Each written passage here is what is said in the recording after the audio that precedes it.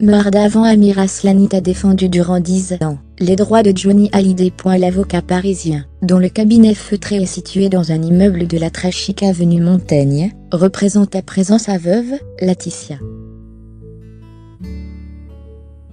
C'est à lui que l'on doit notamment le communiqué de presse musclé publié le 1er mars dernier, dans lequel il menaçait de poursuivre pénalement quiconque oserait à nouveau s'en prendre publiquement à sa cliente ou à ses filles, Jade et Joie. C'est également ce pénaliste franco-iranien qui se trouvait en première ligne, le 15 mars dernier au tribunal de grande instance de Nanterre, face aux avocats de Laura Smeh et David Hallyday, pour la première audience dans l'affaire du testament de Johnny Hallyday. Alors que le délicat dossier de l'héritage se trouve toujours en suspense, ardemment Amir Aslani s'exprime dans les pages de Paris Match, en kiosque le 22 mars 2018. Un extrait de l'entrevue est d'ores et déjà disponible en ligne. L'avocat revient sur les dernières volontés du taulier. Le rocker décédé en décembre 2017 d'un cancer du poumon, qui s'est généralisé, ne prenait pas le sujet de sa mort à la légère, surtout depuis le terrible épisode de 2009 et son coma.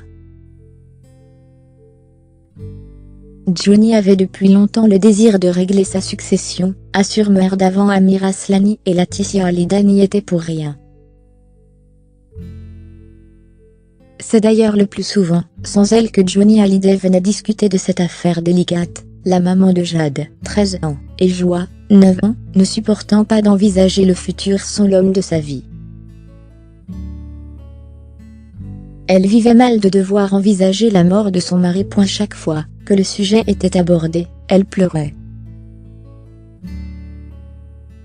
C'est pourquoi Johnny préférait qu'elle ne soit pas présente lorsqu'il venait me parler de la période qui suivrait sa disparition.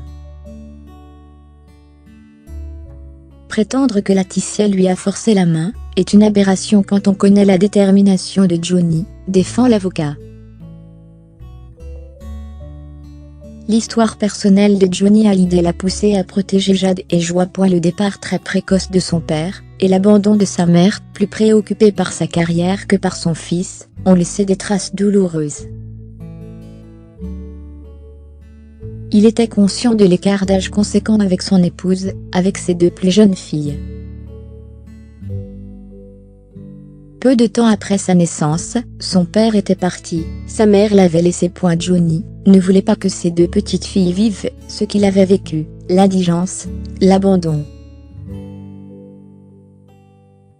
Ce souci était très présent dans son esprit. Johnny voulait faire en sorte que sa vie soit simplifiée et sa succession organisée, assure meurt avant Amir Aslani.